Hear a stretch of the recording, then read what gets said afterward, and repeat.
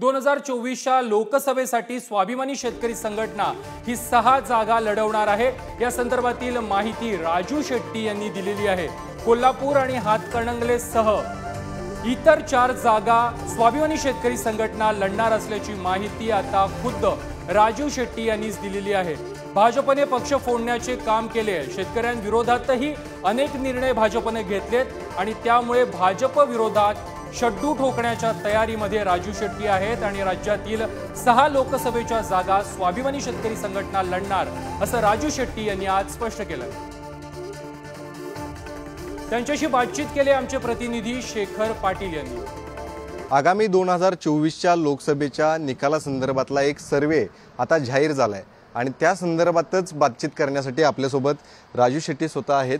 स्वतः या ठिकाणी हातकणंगलेमध्ये लोकसभा लढवणार आहेत। मात्र स्वाभिमानी शेतकरी संघटना आगामी निवडणुकांमध्ये आता किती जागांवरती निवडणूक लढवणार आहे, कारण केवळ राजू शेट्टी एकच खासदार होतील अशी यापूर्वी धारणा अनेकांची होती। मात्र येणाऱ्या निवडणुकीमध्ये काय अशा पद्धतीची चर्चा? आम्ही असे काही वल्गना करत नाही किंवा महाराष्ट्रात सगळ्या जागा लढवणार किंवा आमची तेवढी ताकदही नाही आहे।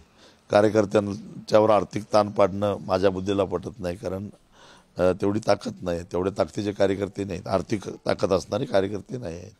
तरीसुद्धा जिथं जिथं आमचं नेटवर्क चांगलं आहे, कार्यकर्त्यांचं संच आहे, अशा 6 मतदारसंघामध्ये आम्ही लक्ष केंद्रित केलेलं आहे। त्याच्यामध्ये मी नेहमी निवडणूक लढवत असणारे हातकणंगले असेल किंवा शेजारचा आमच्या जिल्ह्यातला कोल्हापूर मतदारसंघ असेल किंवा शेजारचा सांगली जिल्हा जो आम्ही गेल्या वेळी लढवलेला होता, 2014ला आम्ही लढवलेला माढा असेल, त्याच्यानंतर बुलढाणा आणि परभणी अशा 6 जागावर आम्ही लक्ष केंद्रित केलेलं आहे।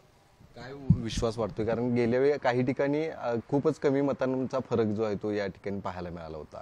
आत्ताचं वातावरण गेल्या वेळच्या निवडणुकांपेक्षा कसं वेगळं आता वाटतं? नाही, महाराष्ट्रामध्ये झालेले जे घाऊक घोडेबाजार झालेला आहे लोकप्रतिनिधींचा, ते पाहता एकूणच महाराष्ट्राच्या राजकीय संस्कृतीला विटलेला एक मोठा वर्ग आहे आणि त्याला त्यांच्या असंतोषाला वाट करून देण्यासाठी म्हणून ह्या जागा आम्ही लढवतोय।